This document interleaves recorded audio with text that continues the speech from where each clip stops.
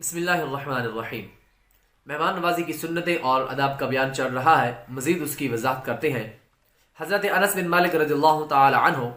اپنے بھائی حضرت برا بن مالک رضی اللہ تعالی عنہ سے فرمایا کہ اے برا،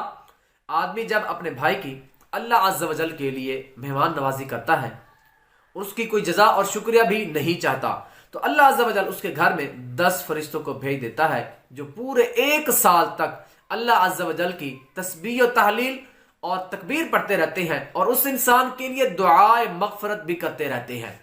اور جب سال پورا ہو جاتا ہے تو ان فرشتوں کی پورے سال کی عبادت کے برابر اس انسان کے نامہ اعمال میں عبادت لکھ دی جاتی ہے۔ اور فرماتے ہیں کہ اللہ تعالیٰ کے یہ ذمہ کرم ہے کہ اس کو جنت کی لذیذ غذائیں یعنی جنت الخلد کی لذیذ غذائیں کھلائے گا اور نافنا ہونے والی بادشاہی میں سے کھلائے گا۔ اللہ اکبر، سبحان اللہ۔ کس طرح اللہ پاک نے ہمارے لیے امت محمدی صلی اللہ علیہ وآلہ وسلم کے لیے ثواب کمانا کتنا آسان فرما دیا ہے کہ کسی کے گھر میں مہمان تو کیا آ جاتا ہے تو گویا اللہ عز و جل کی رحمتوں کی برسات ہوتی ہے۔ کہ جس طرح کہ پہلے بیان کیا تھا کہ نبی صلی اللہ علیہ وسلم نے ارشاد فرمایا کہ جب کسی کے ہاں مہمان آتا ہے تو اس گھر میں کیسے دوڑتی ہوئی رحمتیں نازل ہوتی ہیں، تو وہ بھی ہم نے پہلے بیان کیا۔ اس کے بعد نبی صلی اللہ علیہ وسلم نے ارشاد فرمایا کہ جب کسی کے ہاں مہمان آتا ہے تو اپنا رزق لے کر آتا ہے، اور جب کسی کے ہاں سے جاتا ہے تو اس میزبان کے گناہ بخشے جانے کا سبب بن جاتا ہے۔ اور اس کے بعد حضرت ابو طلحہ رضی اللہ تعالی عنہ کی انوکھی مہمان نوازی کی حدیث اور واقعہ بیان کیا تھا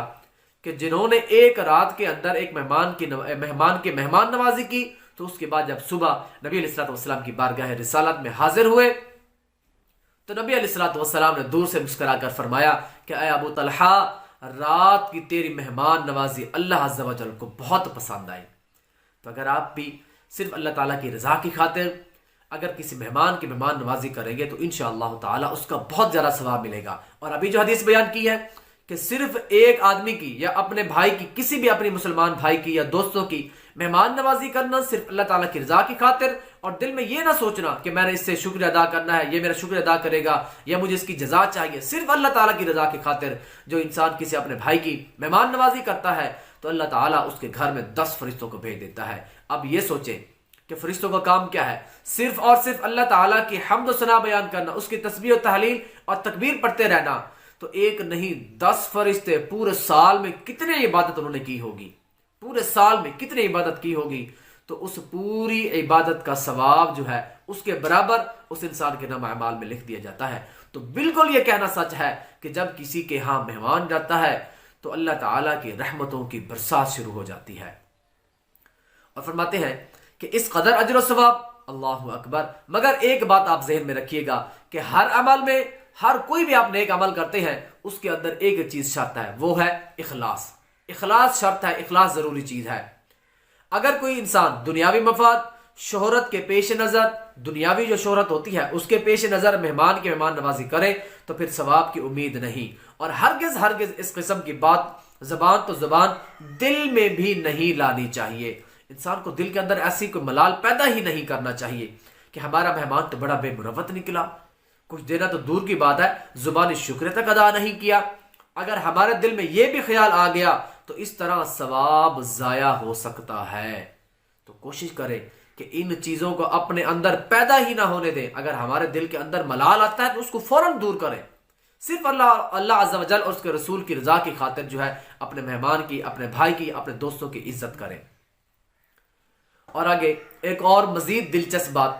کہ مہمان کے آگے جتنا کھانا رکھا جاتا ہے وہ سارا حساب سے مستثنی ہو جاتا ہے، مطلب حساب سے الگ ہو جاتا ہے۔ مطلب وضاحت فرماتے ہیں کہ بلکہ مہمان کے آگے بہت سارا کھانا رکھ دیا جائے، پھر اس میں سے جتنا بھی بچ جائے اسے کھاتے رہیں تو قیامت کے روز اس سے حساب نہیں لیا جائے گا۔ دیکھیں اللہ پاک نے ہم سے ہر چیز کا حساب لینا ہے، ہر چیز کا حساب اللہ پاک نے لینا ہے، لیکن جو کھانا مہمانوں کے آگے سے بچ جائے اس کا حساب نہیں لیا جائے گا۔ اس لیے بعض بزرگوں کی عادت تھی کہ گھر میں موجود جو کھانا حاضر ہوتا سب کا سب، جتنا بھی گھر میں ڈشیں پکتی ہیں وہ ساری کی ساری مہمانوں کے سامنے رکھ دیتے اور دوستوں کے سامنے رکھ دیتے، اور پھر بچا ہوا بعد میں خود تناول فرماتے، کیونکہ اس سے حساب نہیں لیا جاتا۔ اور ایک بزرگ کی عادت تھی امام غزالی رحمۃ اللہ تعالی علیہ فرماتے ہیں کہ ایک بزرگ کی عادت تھی کہ جب بھائیوں کے ساتھ دسترخوان بچھاتے، بھائیوں کے ساتھ سامنے دسترخوان پر بچھاتے یا دسترخوان پر بیٹھتے تو بہت سارا کھانا لگواتے، اور فرماتے کہ حدیث شریف میں آیا ہے کہ جو کھانا دوستوں کے آگے سے بچ جائے اس کا حساب نہیں ہوگا، اور میں چاہتا ہوں کہ جو کھانا دوستوں کے سامنے سے بچا ہوا اٹھاؤں وہی کھایا کروں، کیونکہ اس کا حساب قیامت کے دن نہیں دینا پڑے گا۔ تو آپ بھی کوشش کریں کہ اگر ہمارے ہاں ایک تھوڑا سا نکتہ یہاں پر بیان کرنا ہے کہ اگر ہمارا کوئی چیز کھانے کا دل کرتا ہے نا، اگر ہمارا کوئی چیز کھانے کا دل کرتا ہے تو کوشش کریں کہ کسی مہمان کو بلا لیں، کسی دوست کو انوائٹ کر دیں، تو جب آئے تو وہ سارا کھانا اس کے سامنے رکھ دیں اور اس کی خوب اس کی عزت و تکریم کریں، صرف اللہ تعالیٰ کی رضا کی خاطر۔ تو ساتھ میں جب وہ کھانا کھا لے گا تو جو بچے گا آپ بھی کھا لیں گے، تو انشاءاللہ تعالیٰ بہت ساری نیکیاں اور ثواب بھی ملے گا۔ اور قاضی بن یحییٰ بن اکثم رحمۃ اللہ تعالی علیہ فرماتے ہیں کہ ایک رات میں خلیفہ مامون رشید کا مہمان تھا، آدھی رات گئی، مجھے پیاس لگی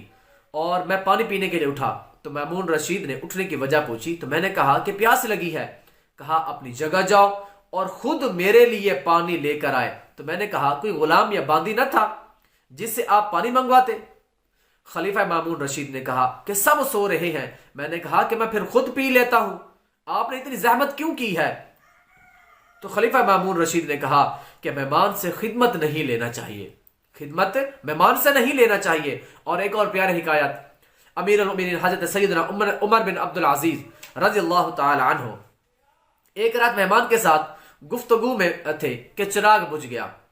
دوران گفتگو چراغ بجھ گیا تو آپ خود ہی اٹھے، چراغ میں تیل ڈالا۔ مہمان نے عرض کی کہ علی جا آپ امیر المؤمنین ہیں، آپ مجھے حکم دیجئے میں تیل ڈال دیتا ہوں۔ فرمایا مہمان سے کام لینا ٹھیک نہیں۔ عرض کیا خادم کو آواز دے دیتے، فرمایا وہ بیچارہ تو ابھی سویا ہے۔ دیکھیں ایسے مالک بھی ہوتے ہیں جو اپنے نوکروں کی، اپنے خادموں کو بھی اتنی عزت کرتے ہیں۔